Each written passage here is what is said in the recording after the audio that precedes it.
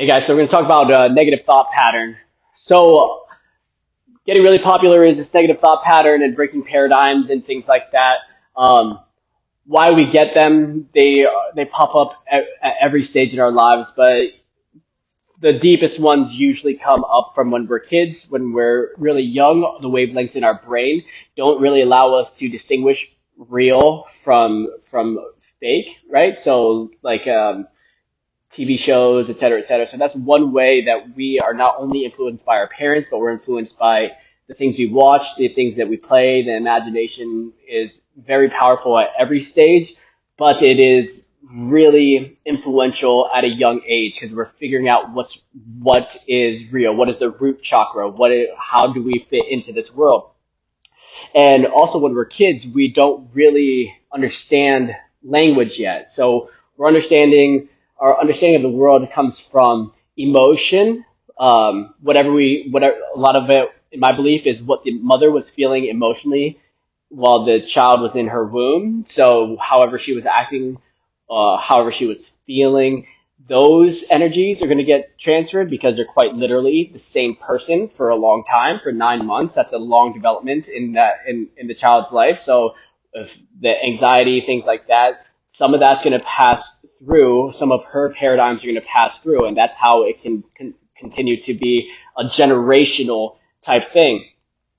Um, Another way would be just experiences, right? So we may, or let's go back to like facial expressions. So we read facial expressions, babies read facial expressions, babies read hand gestures, and because there are various emotions that are similar, because each emotion has its opposite polarity. So like passion, a very passionate tone can almost sound angry if you're not in tune with what's being said. And then now every time somebody says something passionately, it may sound like anger, and that person may start to get argumentative because they think that the other person is being angry when it is just speaking out of passion. So we're starting to lose the ability to have dialogue, and we can see that in the country that we can't have a lot of people aren't able to have a, an active conversation because it becomes a tit for tat, it becomes an argument instead of a conversation.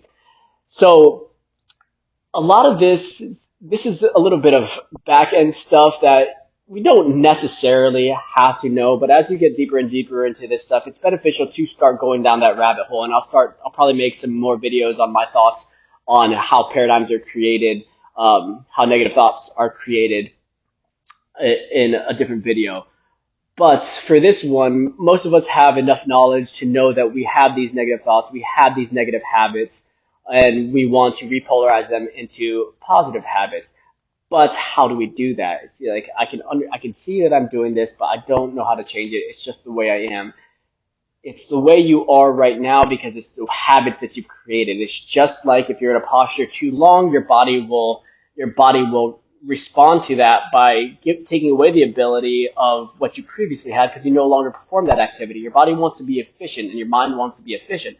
So it'll take away old ranges of motion that you never use anymore in order to be more efficient in the posture that you're in. The problem with that is that if you ever want to go back to that posture years down the line, then it's much more difficult and injuries can occur. So once you realize that, then you're going to have to work at it every day for a long time, and you never stop working at it to keep improving the posture more and more. The negative thoughts are not very much different, though a little bit more complex. It's We're so habituated into being this way that we've identified with being this way, right? If you identified as having a posture like this, then that's just the way I am is going to be your motto, and you're never going to change it. But most people don't really identify with their posture. Their posture isn't necessarily who they are, so there's an easier receptivity to changing that. However, the mind is something that you don't see. So since we don't see it, we consider ourselves just being that way. That's just the way I am. When in fact, the brain is plastic. The mind is plastic. It can change just like the body can change. As above, so below. Like the law of correspondence is permeates everything in the universe. So if we can change one thing by putting enough inputs in, if we can change our body by putting enough inputs in to change the posture, then we can do the same thing with the mind. If we don't like the way we're thinking, we can put enough positive inputs the other direction in order to change that. Now, there's a lot of talk about you're perfect the way you are, et cetera, et cetera. And though you have perfect potential, the desire to improve would mean that you do not consider you to have yourself to have reached that perfect potential. So here is not to downgrade who you are, it's to continue to progress to the being that you desire to be. And then without being attached to the desire, to realize that you're in a working process. That's the law of detachment and Santosha, contentment. So it's not contentment and I'm just going to stay here. It's contentment with a desire to become a better version of myself, but I'm not attached to the ultimate self. I know that it will take work, and one day I may become that, I may not. But the journey is in the becoming, and we are always becoming something, or you can say unbecoming, whatever word you want to use. We are always in this process of development. Law of vibration says nothing rests, everything vibrates, everything moves, and that is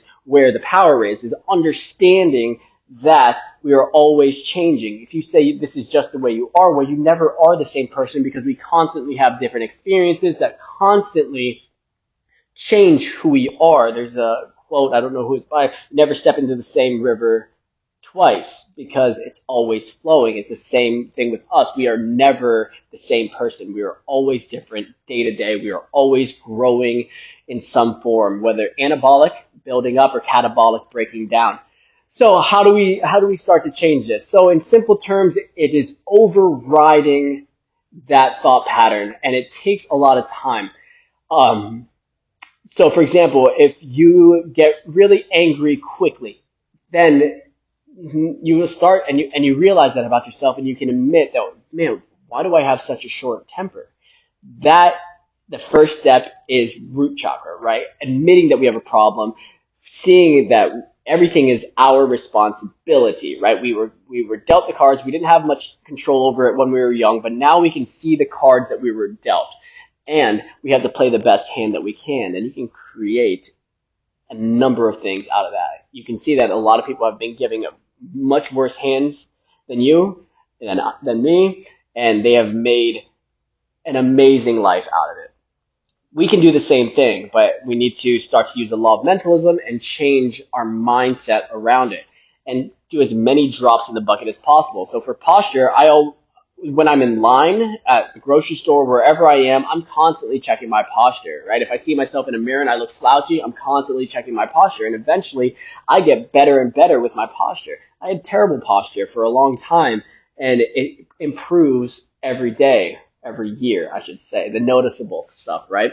So it takes time, and the mental aspect can take a bit more time because of the busyness of our schedule and the lack of time we spend with ourselves, sitting with ourselves, understanding ourselves. How can we understand anybody else if we can't even understand ourselves?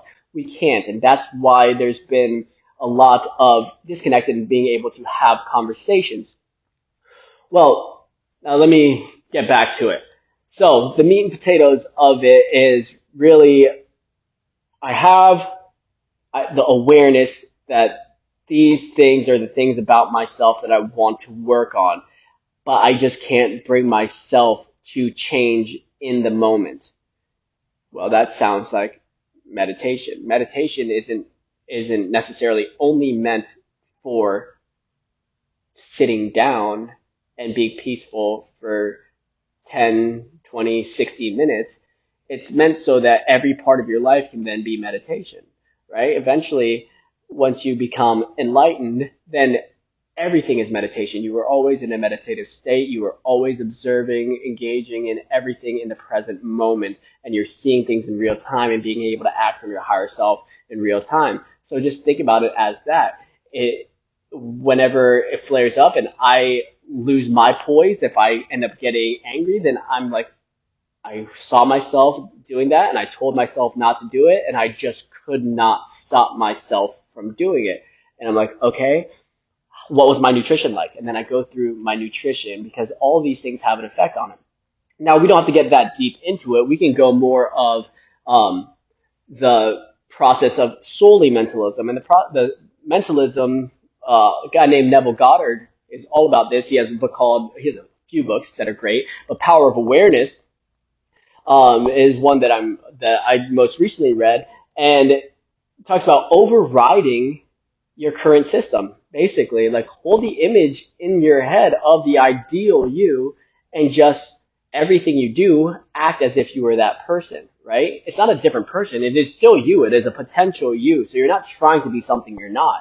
It is whatever your ideal potential is. And I have meditations for this that I will go through, and I'll do a meditation for this specifically once a week, so I remember who my ideal me is, and it changes, but the fundamental aspects of that person never change because I have certain ideals that I hold very valuable, and I try to live by those ideals as much as possible. Obviously, I fail, but that is part of the journey. I am working towards becoming my ultimate self, and I choose to be that ultimate self as much as possible.